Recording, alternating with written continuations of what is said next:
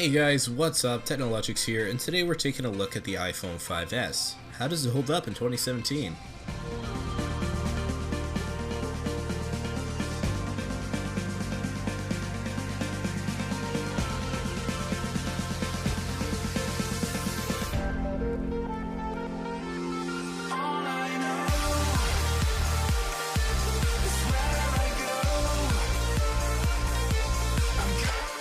So the iPhone 5S was released back in late 2013 alongside the iPhone 5C and is essentially a better, faster iPhone 5. The 5S has been discontinued by Apple since the introduction of the iPhone SE, but can still be found bundled with contracts at various stores. It was the first Apple device to introduce Touch ID, which was a much welcome convenience.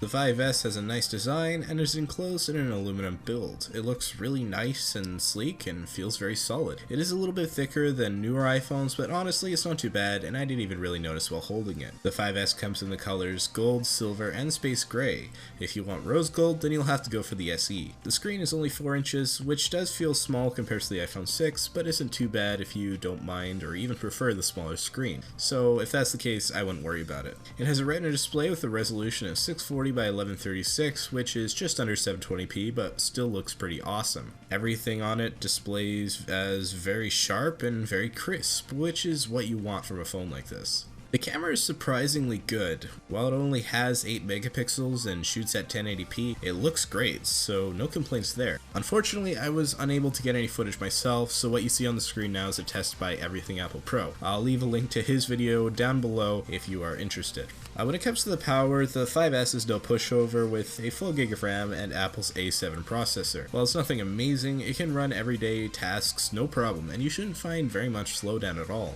Of course, this probably will change in a year or two, but for now, it's still very solid. The 5S runs iOS 10 no problem and will undoubtedly run iOS 11. This means you have no worries when it comes to staying current, and you should expect at least until iOS 12 to keep receiving updates. There are 3 storage options with 16, 32, and 64 gigabytes. Personally, I'd recommend at least the 32, especially if you take a lot of photos or download a lot of apps, or both for that matter. So those are the basics of the iPhone 5S, but how does it actually perform in 2017?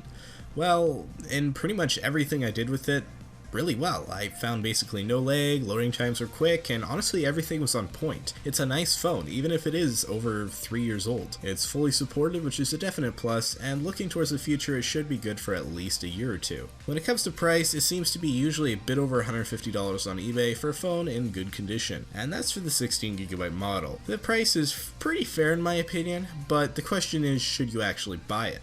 Well, I mean, the phone itself is good, but with the release of the SE, you do have some other options. If you want to get a contract or a plan with the phone, you can usually find one with the SE bundled for $0 for the phone itself. So you'll pay $0 for the SE and then, sign on to a 2-year contract. That's a really, really good deal, and if you can, get something like that, then I'd totally recommend that. The iPhone SE is similar to the 5S except for the faster speeds and better camera, which are 2 very important things. It actually has the same processor, being the A9, as the iPhone 6S. But if you buy the SE unlocked on eBay or something, it's usually at least double the price of the iPhone 5S, so that's where things get kind of pricey. It's for this reason that I say that the 5S is worth buying in 2017. It's still a darn good phone, even if it is a little older, and while the SE is technically better, most people probably aren't going to even notice the faster speeds or better camera. Quick note here, if you don't want a relatively small 4-inch screen, then perhaps go for the iPhone 6. Link to the review of that in the description down below. Alright, that's it. I know this was a little bit shorter than usual, but there wasn't a whole lot to say because honestly this is just a legit phone. I hope you enjoyed or that this at least helped you out a little bit. If it did, please like as well as comment your thoughts down below. If you didn't like this video, then you can go ahead and dislike. Just know that I will find you, and I will probably do nothing because I am lazy. Regardless, also please consider subscribing for more content just like this. Thank you so much for watching. Hope you have a great day, and I'll see you all next time. Let it go, make my body go. Take our bodies higher and higher.